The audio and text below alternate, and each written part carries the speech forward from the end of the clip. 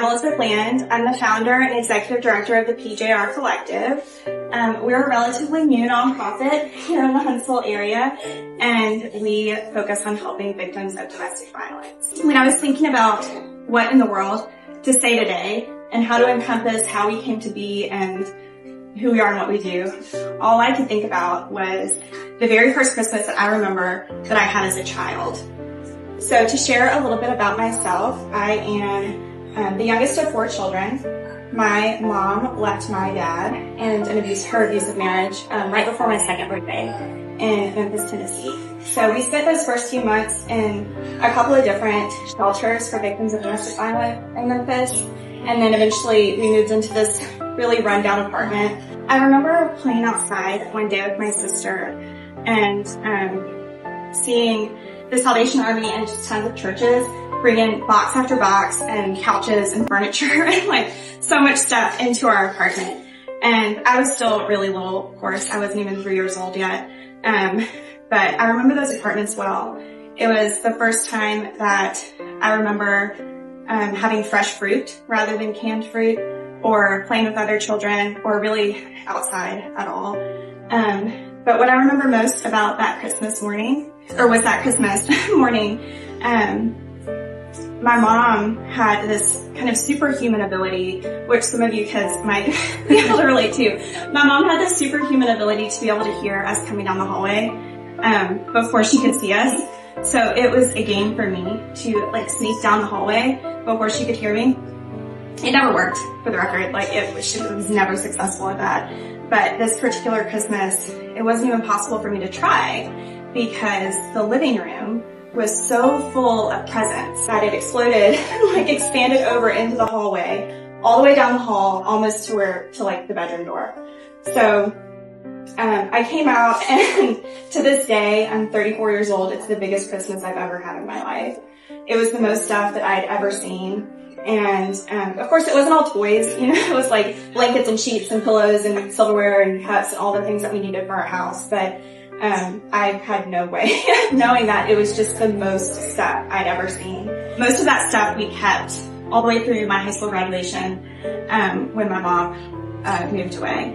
So when people ask about what it is that I do and what we do, I think most people assume that it's because of my own heartache and my own heartbreak that I've had in my life. And that's true to an extent, but even more so, it's about my renewal and my family's renewal and the healing and growth that we've experienced in our family lineage.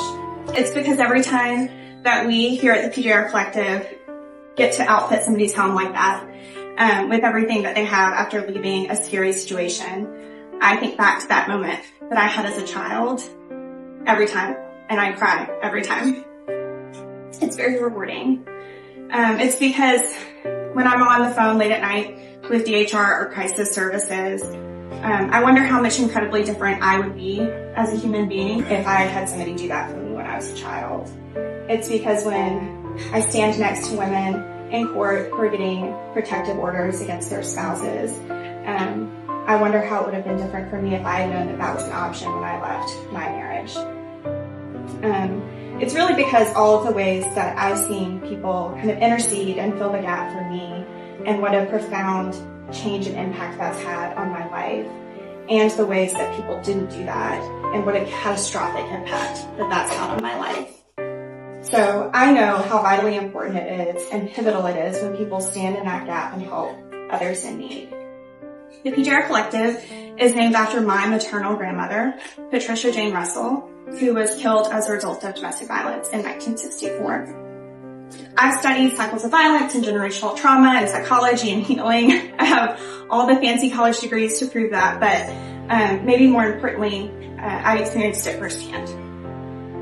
I know that while patterns of abuse and codependency, that they're generational, they're cyclical. But I also know that healing is generational and cyclical. I know that standing in that gap, usually for mothers and babies, it doesn't affect them just at that moment in time. It affects them for a lifetime. It changes their trajectory. Preventing or mitigating abuse that alters one's brain chemistry, or helping a woman get out so that she quite literally lives to see another day, that affects legacies. It affects generations. And my life is a testament to that. So I'm so honored and humbled to do the work that we do in our community. I'm incredibly committed to our mission at the PJR Collective and what I consider to be one of my primary missions in this world, which is completing the impossible task and unattainable goal of healing domestic violence. So thank you so much for coming out and supporting our cause today. Thank you for the levity that you can probably guess we don't often experience. A nice afternoon Sunday tea. Thank you to our volunteers who poured in countless hours and tons of work to help this all come together. And most importantly, thank you to Lanier House, who is donating all of the time, expenses, material, the space. 100% of the proceeds today are coming directly to us. And we are just immeasurably grateful for that.